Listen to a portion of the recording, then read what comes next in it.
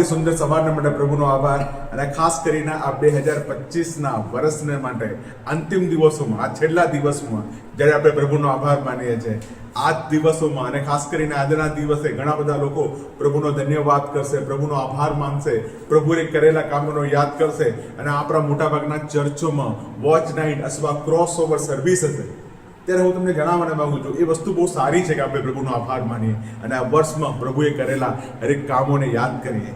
પણ એની સાથે આપણે એ પણ જાણવું જરૂરી છે કે 2025ના 365 દિવસ પ્રભુએ આપણને આપ્યા હતા અને કદાચ આજે એનો છેલ્લો દિવસ છે. અને જ્યારે તમે પ્રભુનો આભાર માનો છો ત્યારે પ્રભુએ તમને આ વર્ષ આપ્યું હતું. આ વર્ષના 365 દિવસ આપ્યા હતા અને તમે આ વર્ષ કેવી રીતના પ્રભુની કૃપામાં પ્રસાર કર્યું, એનું સ્વમૂલ્યાંકન કરવું અથવા એની આત્મ પરીક્ષા કરવી આપણા માટે બહુ મહત્વનું છે. તમને ખબર હશે, ઘણીવાર જ્યારે આપણે ડૉક્ટરની પાસે જઈએ છીએ ત્યારે ડૉક્ટર આપણી પાસે અમુક ટેસ્ટ કરાવે છે. સારા ડૉક્ટર હોય તો એની પાસે તમે જાઓ છો, એની ઓફિસમાં તમે જે બેઠો છો, એ કોઈ કાગળમાં લખીને આપે તમે આ ટેસ્ટ કરીને આવો, પછી હું તમને જોઈશ. જ્યારે આપણે આ 2025ના અંતિમ સમયોમાં પ્રભુની ઉપસ્થિતિમાં બેસવાના છે અને પ્રભુની પાસે જવાના છે, ત્યારે હું એવી ઈચ્છા રાખું છું કે તમે પ્રભુની દ્રષ્ટિમાં, પ્રભુની હાજરીમાં પોતાના જીવનનું સ્વમૂલ્યાંકન કરો, પોતાની આત્મ પરીક્ષા કરો કે તમે આ વર્ષમાં કેવા હતા. આ વર્ષમાં પ્રભુએ આપણા જીવનમાં ઘણા બધા કામ કર્યા છે, પણ આ વર્ષમાં તમે પ્રભુના માટે શું કર્યું એ તમારે જાણવું અને સમજવું બહુ મહત્વનું છે. આ વર્ષમાં પ્રભુ હરેક સમયે, હરેક પળે તમારા જીવનમાં વિશ્વાસુ રહ્યા, પણ શું તમે પ્રભુને વિશ્વાસુ રહ્યા કે નહીં એ તમારે જાણવું અને સમજવું બહુ મહત્વનું છે. આ વર્ષમાં તમારા જીવનમાં ઘણું બધું થયું, પણ આ વર્ષની અંદર તમારી અંદર શું થયું, એ તમારા જીવનમાં પ્રભુએ શું બદલાવ લાવ્યું એ તમારે જાણવું અને સમજવું બહુ મહત્વનું છે. જ્યારે આપણે આ વર્ષના અંતિમ દિવસોમાં આભાર સ્તુતિ કરીએ છીએ, મારી એ જ પ્રાર્થના છે કે આ દિવસોમાં આપણે પોતાનું સ્વમૂલ્યાંકન કરીએ. અને આ ખાલી હું કહેતો નથી, જ્યારે આપણે બાઇબલ વાંચીએ છીએ ત્યારે પ્રભુના વચનમાં આપણને વારંવાર જોવા મળે છે. ખાસ કરીને પ્રભુનો સેવક દાઉદ ગીત શાસ્ત્ર 139માં એક ખતરનાક પ્રાર્થના કરે છે. એ પ્રાર્થના શું કરે છે? ગીત શાસ્ત્ર 139 એની 22મી કલમ, 23મી કલમ, ગીત શાસ્ત્ર 139 એની 23મી કલમમાં દાઉદ કહે છે, હે ઈશ્વર મારી પરીક્ષા કરો. દાઉદ કહે છે, હે ઈશ્વર મારી પરીક્ષા કરો. એક્ઝામિન માયસેલ્ફ, મારું અંતકરણ ઓળખો, મને પારખો અને મારા વિચારો જાણી લો. કેટલી અદ્ભુત બાબત છે. અહીંયા દાઉદ પ્રભુને કહે છે, પ્રભુ મારી પરીક્ષા કરો. અને પ્રભુને કહે છે, પ્રભુ જો મારામાં કંઈ દુરાચાર હોય તો જોઈ લેજો અને મને તમારા સત્ય માર્ગ પર ચલાવજો. દાઉદ કેમ કહે છે પ્રભુ મારી પરીક્ષા કરો? કેમ કે દાઉદને ખબર છે કે એને પ્રભુની ઉપસ્થિતિમાં પોતાની સ્વ પરીક્ષા કરી છે. અને દાઉદ પ્રભુને કહે છે, પ્રભુ તમે મારી ફરી એકવાર પરીક્ષા કરો અને મારું અંતકરણને ઓળખો, મારા વિચારોને પારખો, મારા એન્સિયસ થોટને જાણી લો. અને પ્રભુ જો મારામાં કંઈ પાપ હોય, મારામાં કંઈ દુરાચાર હોય તો તે તમે જોજો અને મને તમારા સનાતન માર્ગમાં ચલાવજો. કોણ આવી પ્રાર્થના કરી શકે? કોણ આવી પ્રાર્થના કરી શકે? આ 2025ના 365 દિવસો પ્રભુએ આપણને આપ્યા. પ્રભુએ તેની કૃપામાં આપણને ચલાયા, પ્રભુએ તેના વિશ્વાસુપણામાં આપણને ચલાયા, પ્રભુએ આપણા પગને ઠોકર ખાવા દીધી નહીં, પ્રભુએ આપણને હરેક બાબતોમાં નિભાવીને રાખ્યા, ઉત્તમ બાબતોથી આપણને તૃપ્ત કર્યા. પણ મારો એક જ સવાલ છે, આ 2025માં તમે પ્રભુને માટે શું કર્યું છે? રોમન 14 અને 12 કહે છે કે દરેકને એક દિવસ પ્રભુની આગળ હિસાબ આપવો પડશે. મારા વાલાઓ, જો તમે આજે પ્રભુની આગળ હિસાબ નહીં આપો તો તમારે એક દિવસ પ્રભુની આગળ ઊભા રહેશો ત્યારે તમે જેટલા વર્ષ જીવ્યા છો, 50, 60, 70, 40, એ બધા વર્ષોનો હિસાબ આપવો પડશે. સ્વમૂલ્યાંકન કરવું એટલે પોતાની ભૂલ કાઢવી નથી. આત્મ પરીક્ષા કરવી એટલે પોતાની જાતને દોષ આપવો નથી. મોટી મોટી કંપનીઓ, મોટા મોટા ઉદ્યોગપતિઓ, મોટી મોટી સંસ્થાઓ જ્યારે વર્ષ પૂરું કરે છે ત્યારે એમની નાણાકીય રીતે એમનું વિઝન શું છે, એમનું ગોલ શું છે, એ સર્વની આત્મ પરીક્ષા કરે છે. તેઓ જુએ છે કે આ શરૂઆત આપણે કેવી રીતના કરી અને શરૂઆતમાં આપણે કયા કયા પ્રોમિસ નિભાયા, શરૂઆતમાં આપણે કયા કયા રિઝોલ્યુશન લીધા, શરૂઆતમાં આપણે શું શું નિર્ણયો કર્યા અને આખું વર્ષ દરમિયાન એ નિર્ણયો પર આપણે કાયમ રહ્યા કે નહીં. ઘણીવાર આપણું જીવન પર વાલા ભાઈઓ બહેનો મોટા મોટા લોકોની જેમ હોય છે કે જો ખોટા પ્રોમિસ તો આપે છે પણ આપણે પૂરા કરી શકતા નથી. દર વર્ષના શરૂઆતમાં આપણે પ્રભુને જુઠ્ઠા વાયદાઓ આપીએ છીએ, જુઠ્ઠા પ્રોમિસ આપીએ છીએ. પ્રભુ આ વર્ષે હું તારા માટે આ કરીશ, પ્રભુ આ વર્ષે હું વધારે પ્રાર્થના કરીશ, પ્રભુ સવારે વહેલા ઉઠીને પ્રાર્થના કરીશ, પ્રભુ આટલા ઉપવાસ કરીશ, પ્રભુ આ પાપને મૂકી દઈશ, પ્રભુ આ વ્યસનને મૂકી દઈશ, પ્રભુ હું તમારી પાછળ નવસું ચાલીશ. પણ શું આપણે પછી એનું સ્વમૂલ્યાંકન કરીએ છીએ? ઘણી વાર જ્યારે પ્રભુ આપણે જે આશીર્વાદ આપતા નથી ને આપણે પ્રાર્થના કરીએ છીએ ત્યારે આપણે પ્રભુને કહીએ છીએ, પ્રભુ જો તું મને આ બાબત મારા જીવનમાં કરે અથવા પ્રભુ આ વસ્તુ મારા જીવનમાં આપે તો હું તારા માટે આ કરીશ. અને પ્રભુની આગળ આપણે જૂઠી પ્રતિજ્ઞા લઈએ છીએ, જૂના કરારના શબ્દોમાં કહું તો માનતા લઈએ છીએ, પણ ક્યારે આપણે એને પૂરી કરતા નથી. અને પ્રભુ એ બધું જોઈ રહ્યા છે.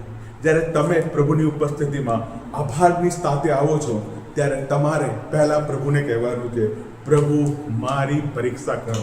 અને તમે બીજો કરંથી એનો 13મો અધ્યાય એની 5મી કલમમાં જો, બીજો કરંથી 13મો અધ્યાય 5મી કલમમાં એમાં પણ પ્રભુનો સેવક પાઉલ કહે છે, તમારામાં વિશ્વાસ છે કે નહીં તેની પરીક્ષા તમે પોતે કરો. પ્રભુનો સેવક પાઉલ કહે છે, તમારામાં વિશ્વાસ છે કે નહીં તેની પરીક્ષા કોણ કરો? તમે પોતે કરો. દાઉદ કહે છે, પ્રભુ મારી પરીક્ષા કરો. અહીંયા પાઉલ કહે છે, તમારામાં વિશ્વાસ છે કે નહીં એની પરીક્ષા તમે પોતે કરો. પણ આપણું આખું વિશ્વાસી જીવન, આપણું આખું પ્રભુનું જીવન કે આપણા જીવનના 365 દિવસો આપણે કોની પરીક્ષા કરીએ છીએ? આપણે કોની પંચાત કરીએ છીએ? આપણે કોના જીવનમાં ડોક્યું કરીએ છીએ? આપણે કોની વાતો કરીએ છીએ? આખી જિંદગી આપણે બીજાના લાઈફમાં ઇન્ટરેસ્ટ રહીએ છીએ. બીજાના ઘરમાં શું થયું, બીજાના પરિવારમાં શું થયું, લોકોના અંગત જીવનમાં શું થાય છે, લોકો એમના જીવનમાં શું કરી રહ્યા છે, આપણે એ બધી બાબતો જાણીને એમનો ન્યાય કરીએ છીએ, એમના વિશે ખોટી રૂમર્સ ફેલાવીએ છીએ અને આપણે ઈર્ષા કરીએ છીએ અને ઘણા બધા નિંદાના કામો કરીએ છીએ. એક કહેવત છે ને કે જ્યારે આપણા ઘરમાં લાઈટ જાય છે ત્યારે આપણે બીજાને કહીએ છીએ, લાઈટ ગઈ કે નહીં? જો એની ગઈ તો વાંધો નહીં, મારી પણ જવી જોઈએ. ઘણી વાર આપણે આવું જ કરીએ છીએ. પણ મારા વાલા ભાઈઓ બહેનો, અહીંયા પાઉલ કહે છે, તમારામાં વિશ્વાસ છે કે નહીં તેની પરીક્ષા તમે પોતે કરો. આ 2025ના અંતિમ દિવસમાં તમારે જોવાનું છે કે તમે વિશ્વાસ તો કર્યો પણ તમે વિશ્વાસી જીવનમાં કાયમ રહ્યા કે નહીં. આ 2025ના એવા તમારા જીવનમાં સંજોગો આવ્યા હશે કે એ સમયમાં તમે તમારા બળ પર, તમારી બુદ્ધિ પર, તમારા પૈસા પર, અન્ય બાબતો પર વિશ્વાસ કર્યો કે તમે પ્રભુમાં અને તેના વચનમાં અને પવિત્ર આત્માના પરાક્રમમાં વિશ્વાસ કર્યો. પાઉલ કહે છે, તમારી પોતાની પરીક્ષા કરો અને જો તમને ના પસંદ કરવામાં નહીં આવ્યા હોય તો પ્રભુ ઈસુ ખ્રિસ્ત તમારામાં છે કે નહીં એ તમે નથી જાણતા. પાઉલ બીજી વસ્તુ કહે છે કે તમને પ્રભુએ પસંદ કર્યા છે, તમને પ્રભુએ ના પસંદ કર્યા નથી.